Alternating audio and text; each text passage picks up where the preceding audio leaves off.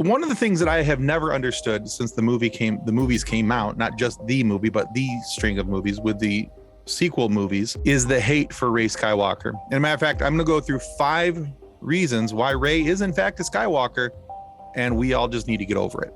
So, number 5, my dudes, it's canon. It's in the movie, it's in the film. It's never disputed, not even by the old lady when Rey looks at her and says, Rey Skywalker. The old lady doesn't look at her and go, no, I've known this parts and there's no Skywalkers anymore or anything along those lines. It's never disputed, not once, ever. It's in the movies, let it go. I could stop there. That should be enough. But unfortunately, I know that there's a lot of fragile fanboys out there who aren't going to be able to take that and just move along. So we're going to go through 4 more points of reasons why Rey is in fact a Skywalker. So number 4, look at the maternal connection that she had with Leia. Leia took her in as a mother. Rey never experienced that. She never had a mother, someone to draw her in, someone to take her in. And so that was the maternal connection that she was missing. So there was very much a connection there. For many of you out there, I'm sure that you can identify with that feeling when somebody says, that person was like a father to me. That person was like a mother to me. And you begin to identify with that person as part of their family. Now, whether or not you take the name legally or just by adoption of name, you take that person as part of your family. In fact, their connection was so strong. The last time that Rey left Leia began to cry. Yeah, there's a very strong connection there. And so the 4th reason is that there is a strong connection between Leia and Rey.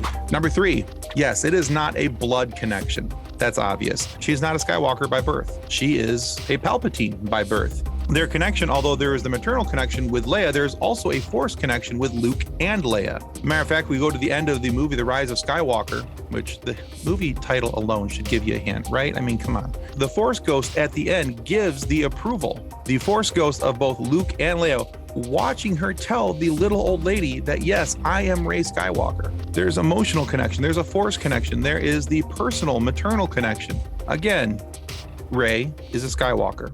Number 2, one of the biggest tropes in Star Wars is found family. It's used in almost every movie. In fact, I think it is used in every Star Wars movie. It's the found family. It's not the family that you have, but it's the family that you find along the way, the family that you make along the way. For Luke, that was very much the rebellion. That was his found family. Luke had an aunt and uncle, but especially after they were lost, he attached immediately to Obi-Wan Kenobi. Then he lost him. Then he attached to Han and Chewie and Leia until even after, up until the point he found out that Leia was indeed his sister. But there's that found connection. We can see that in the Clone Wars with the clones. We can see that in Star Wars Rebels with Ezra Bridger looking for a family. In fact, that whole group there with Hera, with Kanan and Sabine and everyone else, that is found family. In the Bad Batch, we see it with Omega, and again, with the clones, of course. Luke, and I could go on and on. But found family is very much a very large part of Star Wars lore. And if you don't recognize that connection, it's not going to allow you to see that people adopt people into their families. And it's the same thing that we do now. In our real life, outside of Star Wars, there is such a thing as found family. That is a very much predominant story, not only in fantasy, not only in sci-fi and action movies or whatever. Found family doesn't just stop here. I could keep saying it, found family, found family, found family. And I don't know if it'll get the point across as strong as it should, but that is one of the biggest reasons that she is in fact a Skywalker. But the number 1 reason, the big enchilada, guys, she just is. She adopted the name. She chose to not be a Palpatine. She chose not to be identified with the leader of the Sith, the most evil man in her galaxy, the most evil man that she's ever known. It doesn't matter that that she's Palpatine by blood. She chose not to be identified with that. She chose to be identified as a Skywalker because that was the group of people that she saw doing good. Sure, she didn't know Anakin and the things that he had done and how he became Darth Vader and helped her grandfather take over the galaxy. She knew none of that. What she knew is that Luke and Leia were Skywalkers and that Luke and Leia were helping people and trying to do good.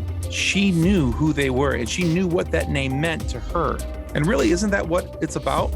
When you're adopted, and speaking as an adopted person, by the way, when you're adopted, you can choose to identify with that new family. I have a different last name by birth. When I turned 18 years of age, I could have made the choice to identify with my birth name or stay with my adopted name. I chose to identify with my adopted name. Does that mean I'm not really a member of that other family anymore? No. It means this is who I choose to identify with, because not only did I legally adopt the name when I was adopted in my early teens, but when I turned 18, I made the conscious decision that this is who I was going to identify with. And that's the same thing Rey did in the movies. Rey is a Skywalker. It's canon. Rey is a Skywalker because of her connection to Luke and Leia. Rey is a Skywalker because of the Force connection that they share in the storyline going all through Star Wars. Rey is a Skywalker because of found family. Rey is a Skywalker because she chose to be adopted and to be identified as a Skywalker instead of a Palpatine. That's it, guys. That's the end of the story. That might be hard for some of you to agree with, and a lot of you aren't going to like it, but it's canon. It's time to put down the fight. It's time to move along. It's time to enjoy the movies instead of picking them apart. If you agree with me, there's going to be a like and subscribe button clicking up here. Click that, follow us here, check us out on Funny Science Fiction Podcast. You guys might like some of the stuff that we talk about. That's it. That's 5 for 5. Take care, guys.